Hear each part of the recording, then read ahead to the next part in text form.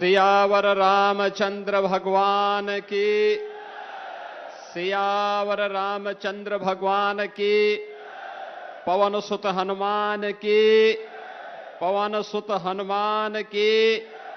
सरयू मैया की। सरयू मैया की। भारत माता की। भारत माता की। कामाख्या माता की। कामाख्या माता की। जानकी माता की। जानकी माता की। नमः पार्वती पतिये हर हर।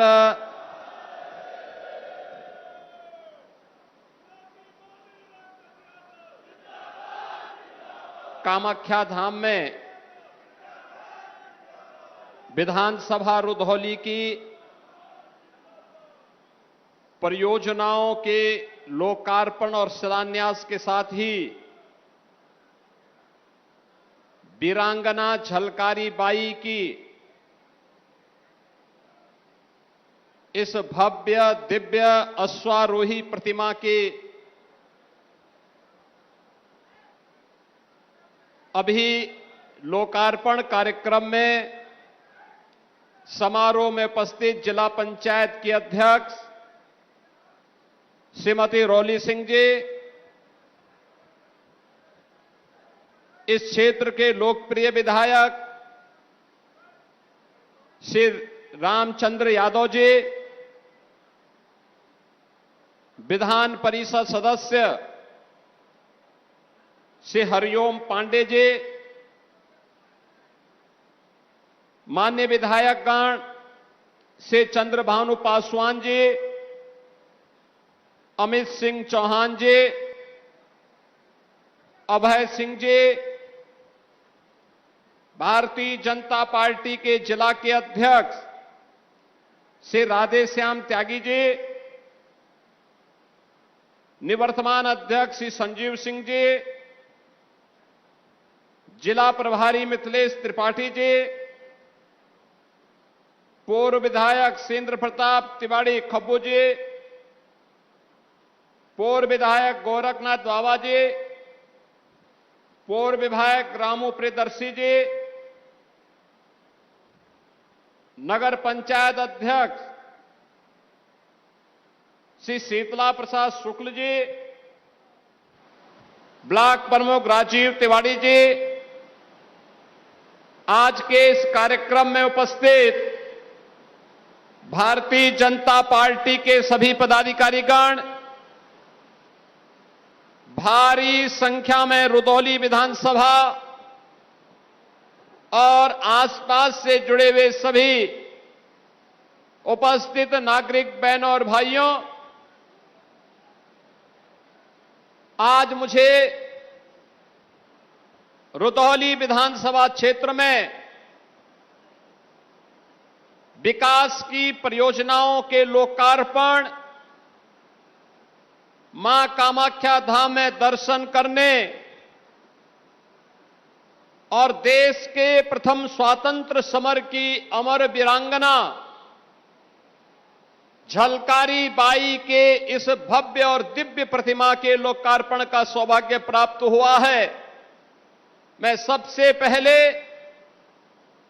मां कामाख्या के इस धाम को नमन करते हुए रुधौली विधानसभा और कामाख्या क्षेत्र से जुड़े हुए आप सभी उपस्थित बहनों और भाइयों का मैं हृदय से स्वागत करता हूं, अभिनंदन करता हूं।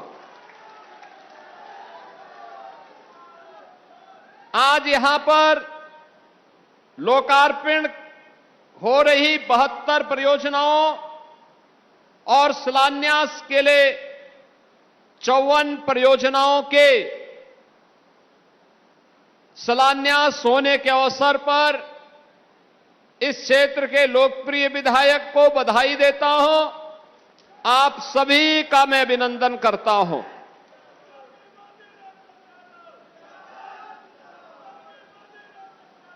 आज हम सब अपने भारत की उस अमर वीरांगना को, जिन्होंने 1857 के प्रथम स्वातंत्र समर के उस पूरे अभियान में देश की आजादी के लिए फिरंगियों को नाकों चने चबाने के लिए मजबूर कर दिया था। ऐसी झलकारी बाई कोरी की पुण्य स्मृति को नमन करते हुए उन्हें प्रदेश सरकार की ओर से और रुधौली क्षेत्र की जनता जनार्दन की ओर से विनम्र श्रद्धांजलि भी अर्पित करता हूं।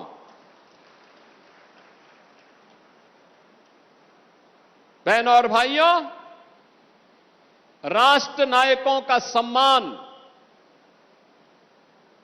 वीर और वीरांगनाओं के प्रति श्रद्धा का भाव हमें राष्ट्रभक्ति की प्रेरणा प्रदान करता है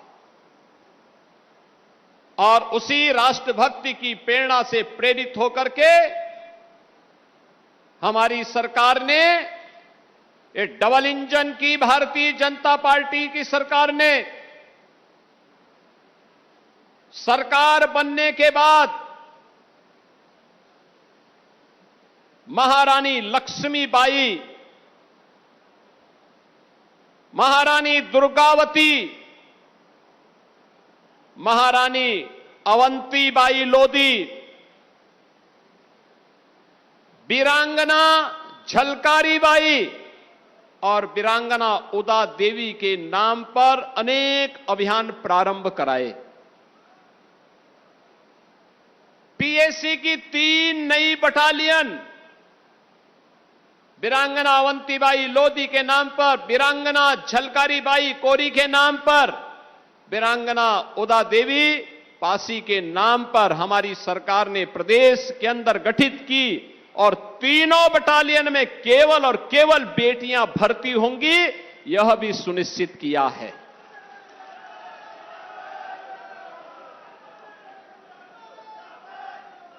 यह भी प्रदेश सरकार ने तय किया, जहां पर भी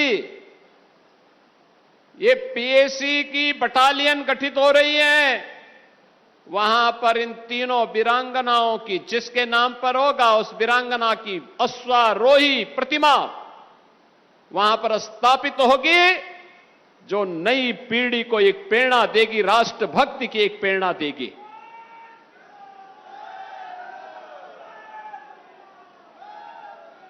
बहनों और भाइयों,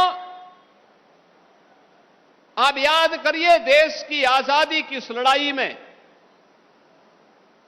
राष्ट्र नायकों ने, क्रांतिकारियों ने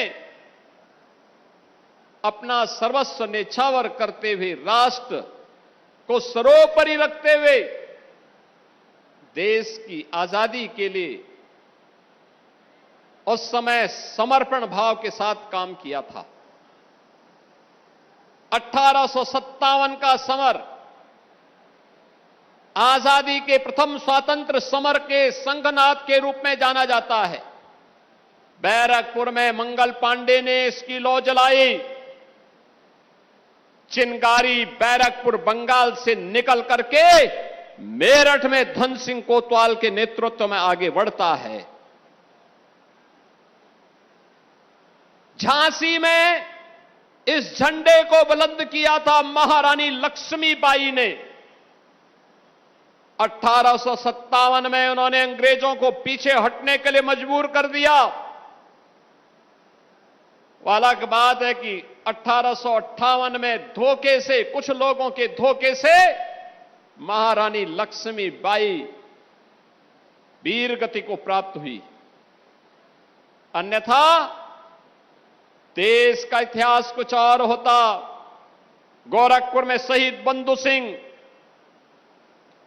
उनका अपना एक अमर इतिहास है। देश के अंदर और उत्तर प्रदेश ने इस पूरी कार्यक्रम में बढ़ चढ़ करके भाग लिया। 1857 के बाद अंग्रेजों ने जिस कहरता के साथ क्रांतिकारियों के और भारत के युवाओं को दबाने का कुत्सित प्रयास किया था, उसे भारत का युवा उससे दबने वाला नहीं था। उसके लिए तो देश की आजादी ही सर्वोपरि थी। वह देश की आजादी के लिए उसने कहीं चोरी गोरखपुर में चोरी चोरा की घटना को अंजाम दिया, कहीं पर लखनऊ में काकोरी ट्रेन एक्शन की घटना को अंजाम दिया। और जब भी देश के अंदर आजादी के आंदोलन को नेतृत्व प्रदान करने वाले नेताओं ने, स्वाधीनता संग्राम सेनानियों ने आह्वान किया, भारत का नौजवान बढ़ चढ़ करके भाग लेता था। अंग्रेज ज्यादा दिन ठहर नहीं पाए। 15 अगस्त 1947 को यह देश आजाद हुआ और आज हम सब गौरवशाली हैं। यह देश आजाद है। एक नए भारत के रूप में नए उत्तर प्रदेश में हम लोग रह रहे हैं और डबल इंजन सरकार अब विरासत और विकास के प्रधानमंत्री मोदी जी के विजन को प्रभावी ढंग से आगे लागू करने के लिए प्रतिबद्ध दिखाई देती है। बहनों और भाइयों, जो कार्य आज दिखाई दे रहा है, हो रहा है, वास्तव में यह कार्य 1947 में प्रारंभ हो जाना चाहिए था। 1947 में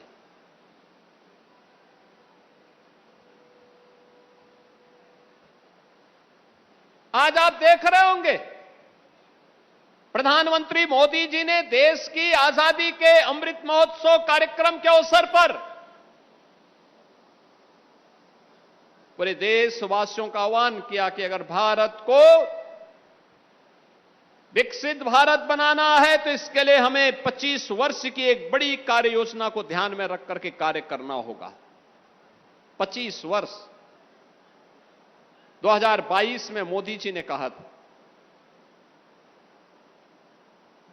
इसके लिए आत्मनिर्भर और विकसित भारत के निर्माण के लिए कार्य करना होगा, लगना होगा, एक एक व्यक्ति को कार्य करना होगा। इसके लिए उन्होंने क्या कहा? पंच प्रण का संकल्प हर एक भारतीय को लेने के लिए आह्वान किया था। 5 प्रण। पहले गुलामी की मानसिकता को समाप्त करना, विरासत का सम्मान करना,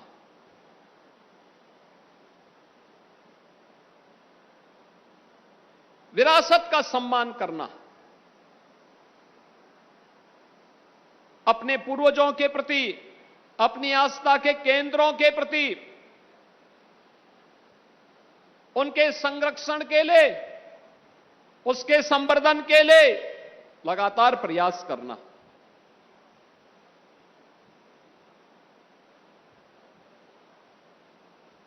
उसके मार्ग में जो बाधाएं हैं उनको दूर करना।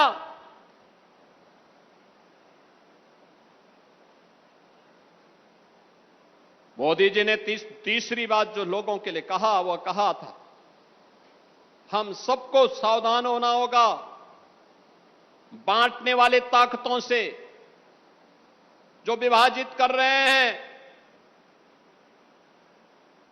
इसके लिए एकता पर बल देना, सामाजिक एकता पर।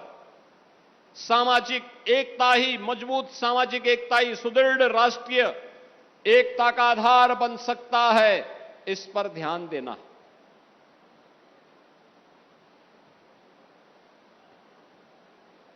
मोदी जी ने कहा कि हमें देश की सीमाओं की रक्षा करने वाले और देश के अंदर सुरक्षा का वातावरण बनने वाले वर्दीधारी फौज के जवानों को और उन शहीदों के प्रति जिन्होंने देश के लिए अपना सब कुछ बलिदान कर दिया है, उनके प्रति श्रद्धा का भाव और सम्मान का भाव हमारे मन में होना चाहिए। आज हम वीरांगना झलकारी बाई का स्मरण कर रहे हैं इसलिए क्योंकि इस वीरांगना ने देश के लिए अपने आप को बलिदान किया। हम अवंतीबाई लोधी का स्मरण कर रहे हैं इसलिए क्योंकि इस वीरांगना ने देश के लिए अपने आप को बलिदान किया था। हम वीरांगना उदा देवी पासी का इसलिए स्मरण कर रहे हैं क्योंकि इस वीरांगना ने देश के लिए अपने आप को समर्पित किया।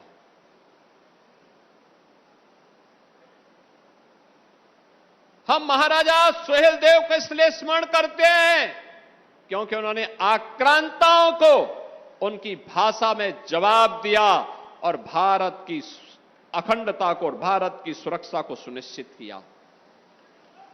हम महाराजा बिजली पासी को इसलिए स्मरण करते हैं क्योंकि उन्होंने विदेशी आक्रांताओं का डटकर मुकाबला करके उन्हें उखाड़ने के लिए पूरी ताकत लगा करके उन्हें बाहर करने का काम किया।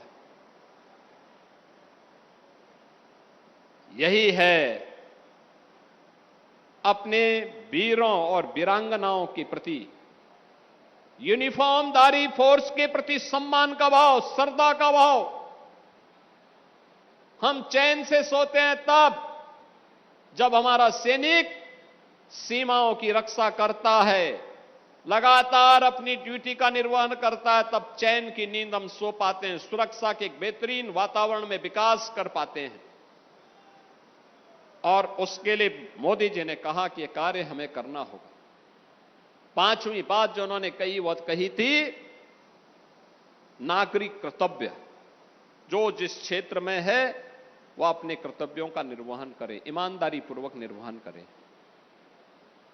बहनों और भाइयों, हर व्यक्ति अगर अपने अपने क्षेत्र में अपने अपने दायित्वों का निर्वहन करने लग जाएगा, परिणाम आने में देर नहीं लगेगी।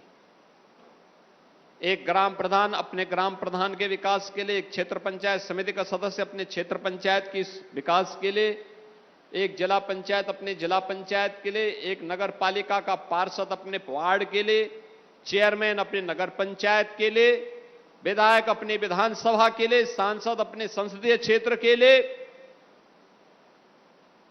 एक शिक्षक अपने विद्यालय के लिए, एक छात्र अपने पाठ्यक्रम के लिए, एक व्यापारी विशुद्ध व्यापार के अपने कर्म को, एक अन्नदाता किसान अपने खेतीबाड़ी को। ये सभी अलग अलग क्षेत्र का व्यक्ति जिस क्षेत्र में रहता है उस क्षेत्र में कार्य करने लग जाए, ईमानदारी पूर्वक कार्य करने लग जाए, परिणाम आने में देर नहीं लगेगी।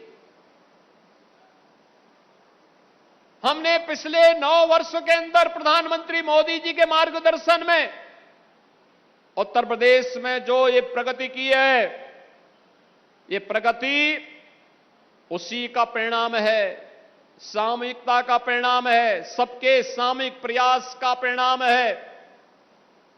आज उसके रिजल्ट दिखाई दे रहे हैं। जिस उत्तर प्रदेश को लोग आज से 10 वर्ष पहले बीमारू कहते थे, जिस उत्तर प्रदेश के नाम पर कोई पहचान नहीं थी, जहां के नौजवान को नौकरी नहीं मिलती थी, जिस उत्तर प्रदेश का अन्नदाता किसान आत्महत्या करने के लिए मजबूर होता था, जहां पर बेटी और व्यापारी सुरक्षित नहीं थी, उत्सव के पहले जिस उत्तर प्रदेश में उपद्रव हो जाता था, आज उत्तर प्रदेश अपनी शानदार यात्रा को लेकर के चल रहा है। अब देश के अंदर बीमारू राज्य नहीं, भारत की अर्थव्यवस्था का एक ब्रेक थ्रू बनकर के ग्रोथ इंजन के रूप में अपनी भूमिका का निर्वहन कर रहा है। अब यूपी के हमारे नौजवानों के सामने पहचान का संकट नहीं है, ये इसी पंच प्रण का परिणाम है और डबल इंजन सरकार का परिणाम है।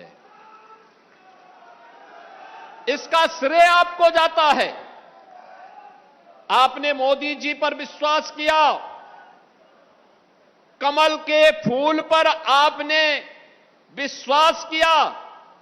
कमल के फूल का विश्वास आज आपको विकास के रूप में मिल रहा है,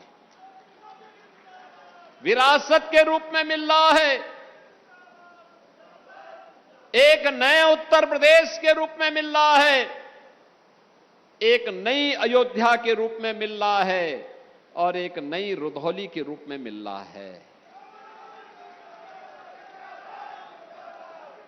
आप मुझे बताओ ना, आपने रामचंद्र यादव को विधायक बनाया, मैं 2017 में भी आया था, मैं 2022 में भी आया था। आपने रामचंद्र यादव जी को अपना विधायक बनाया तो देखो वीरांगना झलकारी बाई कोरी की इतनी भव्य प्रतिमा की स्थापना हुई। कामाख्या धाम नगर पंचायत बन गया। ये तो ग्राम पंचायत थी, ये नगर पंचायत बन गई। शीतला प्रसाद शुक्ल जी हमारे अध्यक्ष भी बन गए यहां के।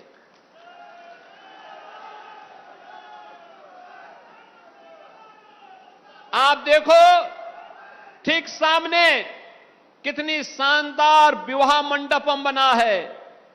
कोई गरीब की शादी ब्याह हो, कोई सार्वजनिक कार्यक्रम हो, कोई मांगलिक कार्यक्रम हो, आसानी से नगर पंचायत के द्वारा यहां पर कोई भी व्यक्ति आकर के कार्यक्रम कर सकता है।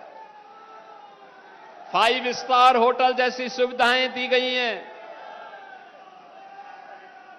आप सोचो, ये जो सड़कों का जाल है, ये जो स्वास्थ्य केंद्र बन रहे हैं, ये जो स्कूली केंद्र बन रहे हैं, गरीबों के लिए मकान बन रहे हैं, हर गरीब के घर में शौचालय बन रहे हैं, हर गरीब को फ्री में राशन का लाभ मिल रहा है। ये डबल इंजन सरकार की ताकत है।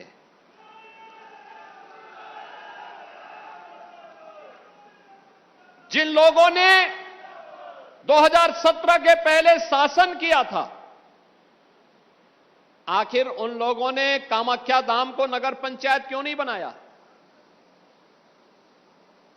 क्यों नहीं उन्होंने विवाह मंडपम बनाया? क्यों सड़कें नहीं बनाई? क्यों उन्होंने पीएम सूर्य घर मुफ्त बिजली योजना में सोलर पैनल गरीबों को उपलब्ध करवाए? क्यों गरीब को तब राशन नहीं मिल पाता था? क्योंकि उन लोगों में संवेदना नहीं थी, इच्छा शक्ति भी नहीं थी, कर भी नहीं सकते थे। उनके लिए आपका कोई मायने नहीं, उनके लिए तो केवल अपना परिवार ही सब कुछ है। नौकरी मिलेगी तो उनके खानदान को, सुविधा मिलेगी उनके खानदान को, सारी सुविधाएं मिलेंगी उनको। वे वीरांगना झलकारी बाई की प्रतिमा क्यों लगाते? क्योंकि उनको तो कब्रिस्तान की बाउंड्री से ही फुर्सत नहीं था।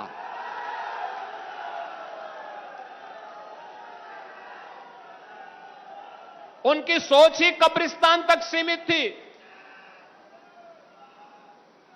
वे वीरांगना झलकारी बाई की प्रतिमा कैसे लगा सकते थे? याद करिए 2017 के पहले जब मैं आया, मैंने यहां का उत्साह देखा।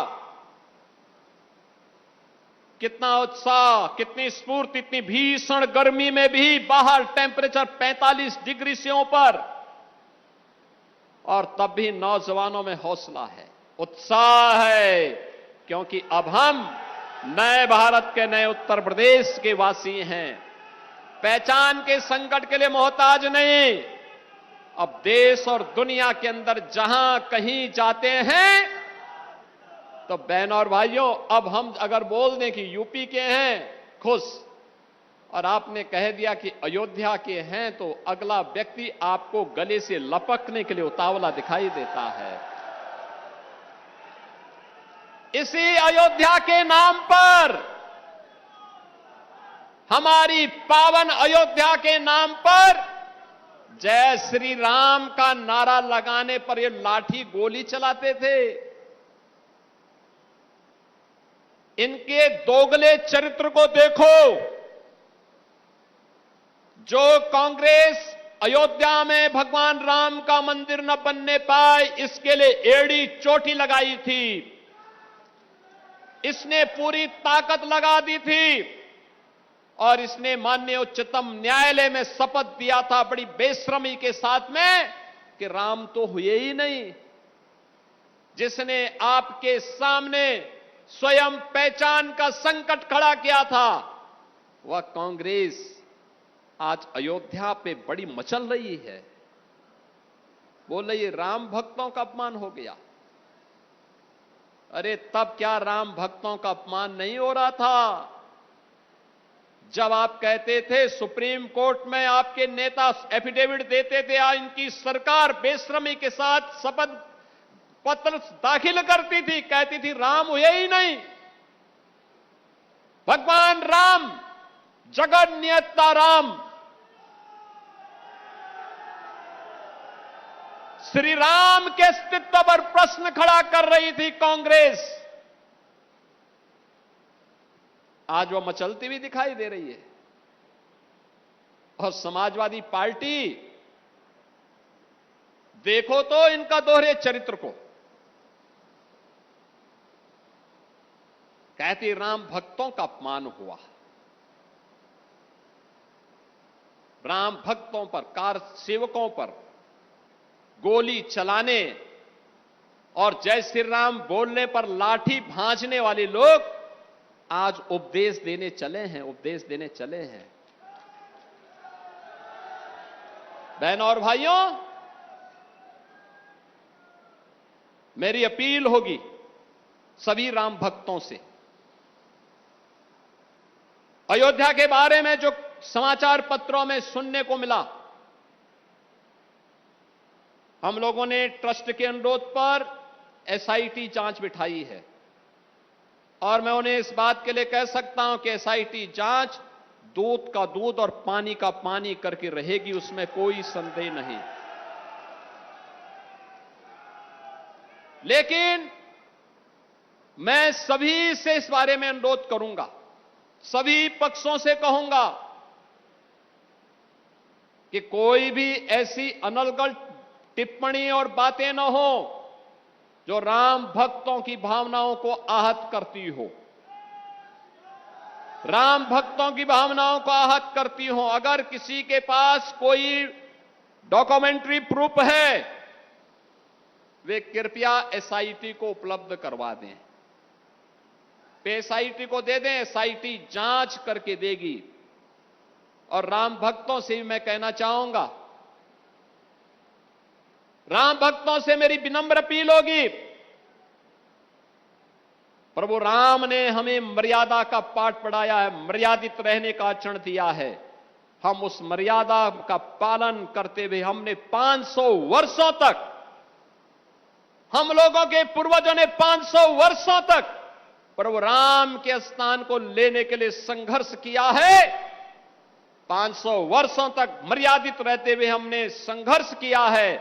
15 दिन और देख लें, इंतजार कर लो, चिंता मत करो। लेकिन हम अयोध्या को बदनाम करने वाले, राम जन्मभूमि मंदिर को अपमानित करने वाले लोगों के बहकावे में कतई ना आए। ये लोग कभी नहीं चाहेंगे कि अयोध्या का नाम हो, ये कभी नहीं चाहेंगे कि अयोध्या सम्मान पाए, क्योंकि ये लोग स्वयं क्षमता विहीन थे, कर नहीं सकते थे। तब अयोध्या को बिजली नहीं मिलती थी, अयोध्या को इन्होंने बिजली नहीं दी, संकरी गलियों में बांध करके रख दिया था। आज दुष्प्रचार करके हमारी सप्तपुरियों में से पहली पुरी अयोध्या धाम को ये लोग अपमानित करते हैं, दुष्प्रचार करते हैं, अपमानित करते हैं। हम इनके बहकावे में कतई ना आए। इनका आचरण आपके सामने है। इन लोगों ने राम भक्तों पर गोलियां चलाई हैं, जय श्री राम बोलने पर लाठी भांजते थे, भगवान राम के अस्तित्व पर प्रश्न खड़ा करते थे और हर प्रकार की बाधाएं खड़ी करके न्यायालय में अपने अधिवक्ता खड़े करके रोड़े अटकाने का काम करते थे। ये लोग उपदेश देना बंद करें। एसआईटी गठित हुई है, दूध का दूध और पानी का पानी होगा। मेरी सभी संबंधित से यही अपील होगी, एसआईटी की रिपोर्ट आने तक कोई बयानबाजी कतई न करें, क्योंकि बीच बीच में जब बयानबाजी होती है तो वह जांच को प्रभावित करती है।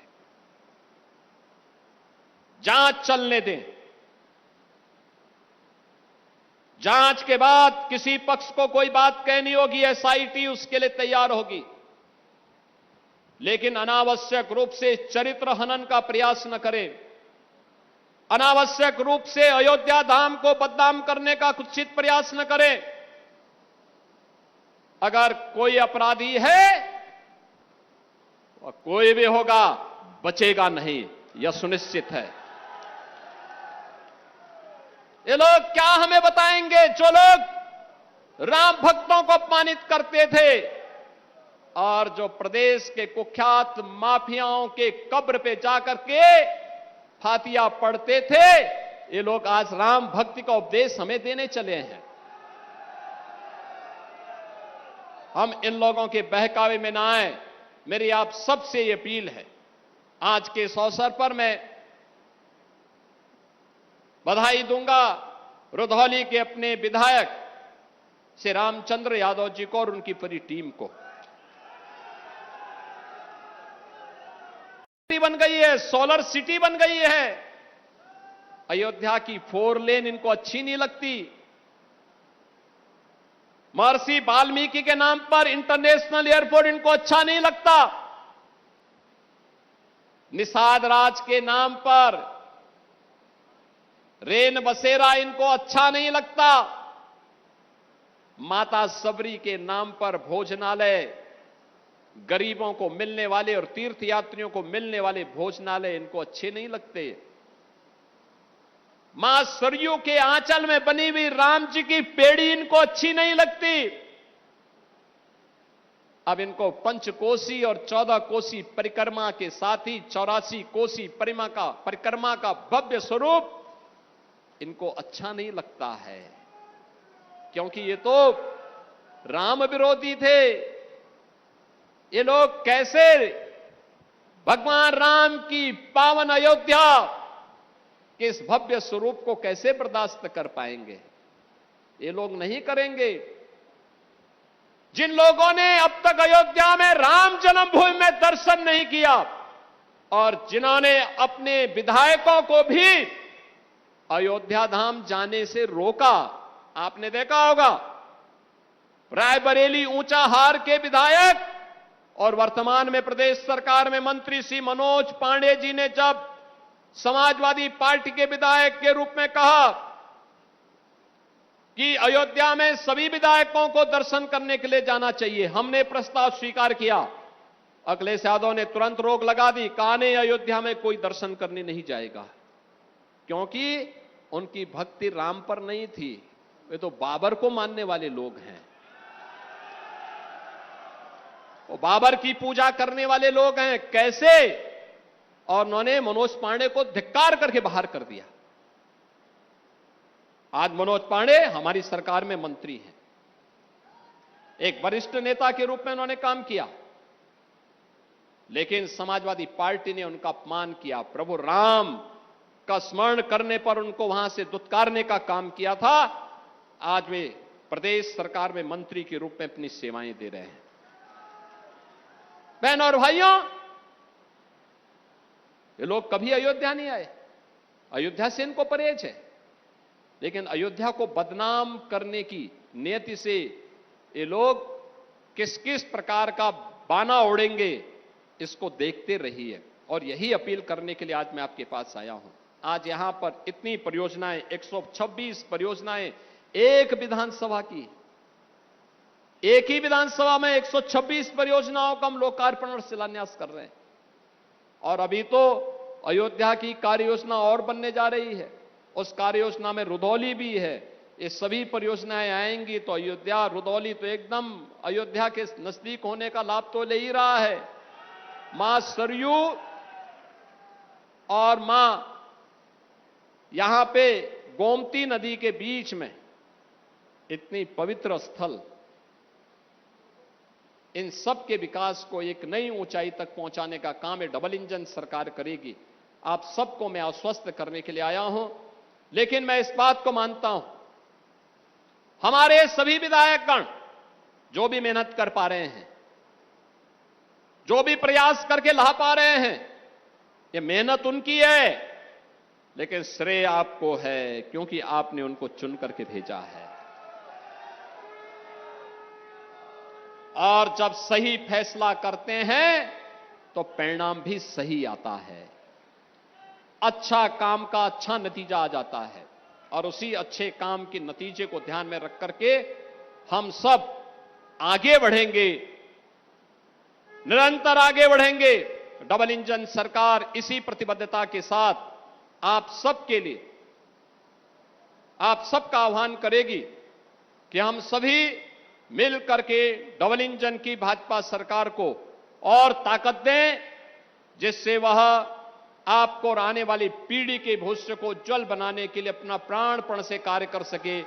इसी विश्वास के साथ मैं आज इन सभी परियोजनाओं को रुधौली की जनता जनार्दन को समर्पित करता हूं। आप सबके प्रति अपनी शुभकामनाएं देता हूं। और मैंने यहां मां कामाख्या के इस पवित्र धाम को देखा है। हमने महसूस किया यहां विकास होना चाहिए, धाम को स्वरूप अच्छा आना चाहिए। मैं विधायक जी से इसका प्रस्ताव मांगूंगा और उस प्रस्ताव को हम आगे बढ़ाएंगे। इस विश्वास के साथ आप सभी के प्रति मैं अपनी शुभकामनाएं देता हूं। मां कामाख्या से प्रार्थना करता हूं कि इस क्षेत्र में खुशहाली लाएं, सुख और समृद्धि को आगे बढ़ाने में उनकी कृपा बनी रहे। इस विश्वास के साथ आप सबके प्रति मेरी मंगलमय शुभकामनाएं हैं। धन्यवाद। जय हिंद, जय जय श्री राम। एंड तक वीडियो देखने के लिए धन्यवाद।